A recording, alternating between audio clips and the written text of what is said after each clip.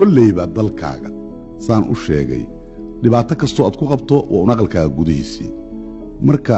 dad badan hadda waxa dhici karta durka wareega oo aan shaqo haysanin oo lagu dilo oo lagu xumeeyo lagu hayaanadeeyo iyagana waxaan leenahay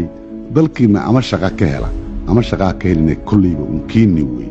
qofku wuxuu ku sharaf leeyahay dalkiisa haddii uusan dalkiisa aaminsanayn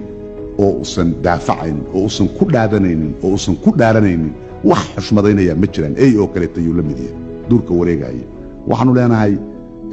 meeshiinni ka qabsada saad awalba ugu faani jirteen Soomaali baanna faankaasuna mid runa soo u noqdo waxtar dalkiina u ahaada xataa khaarijka dad joogtaan waxaanu leenahay hadda anagu xoolo noo soo dira malihin oo ilaaha mahadiis waxaanu leenahay kulli waa dadaalay laakiin waxaanu leenahay qiirada wadaniga ah ha idinku weynaato taas baa gobonimadiina ku jirtaa sida lagu gartaa inay kugu weynta in kale waxa weeye markaad walaalka Soomaaliga aad jeclaato oo aad taageerto oo aad la heshiiso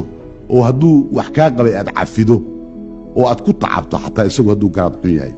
wata meelaha lagu gartaa waxa lagu gartaa markaad ka dhidhido markii magaca Soomaalida wax loo dhimayo waxa lagu gartaa si fool xun adigu inaadan u soconin markaad khaarijka joogto